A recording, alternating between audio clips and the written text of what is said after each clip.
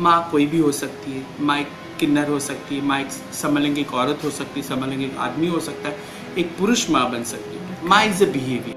हमेशा मेरा ख्याल रखा है।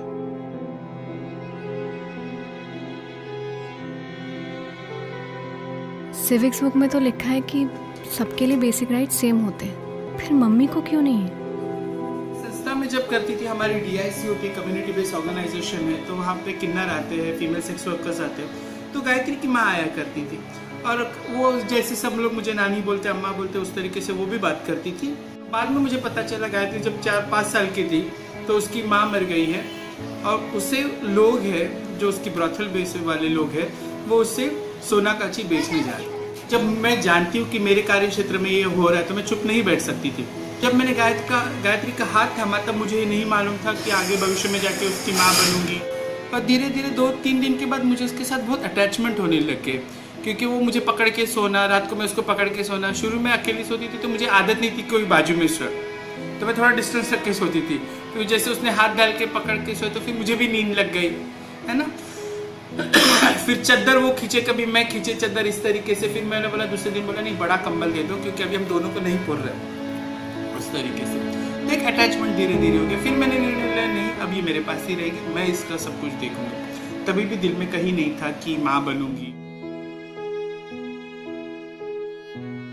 नहीं रह तो सकती थी पर वो पढ़ाई उसकी नहीं हो पा रही थी, और मैं सोशल सेक्टर से जुड़ी, कभी मैं 2-2 दिन 3-3 दिन मुझे बाहर जाना पड़ता है।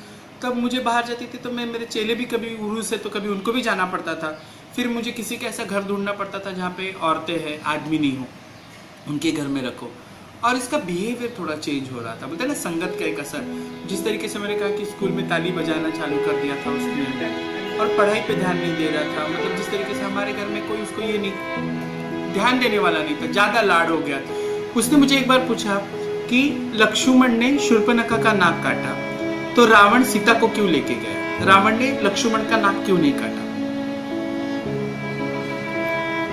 छोटी सी बच्ची ये सवाल पूछती, मतलब उसके दिमाग में कितना चलता होगा कि एक माँ होने के बाद उसने मेरा एक पिक्चर किया कि मेरी माँ ऐसी, मेरी माँ ऐसी। और कब देखो एक ह्यूमन बीइंग हूँ, मैं झगड़ा भी करती हूँ, और जब झगड़ा करती हूँ जिस तरीके से, तो फिर मैं ताली बजाऊंगी, ये बजाऊंगी, तब मैं ये सोचती कि नहीं, मेरी बेटी जब सामने तो मेरा बात करने का तरीका अलग होता है। मैं गाली गलौज में बात नहीं कर सकती, मैं ऊंची आवाज में बात नहीं कर सकती हूँ ताकि उसके ऊपर असर पड़ेगा। ये बचपन से, मतलब जब गायत्री मेरे साथ रहती है तो मैं बहुत अलग होती हूँ।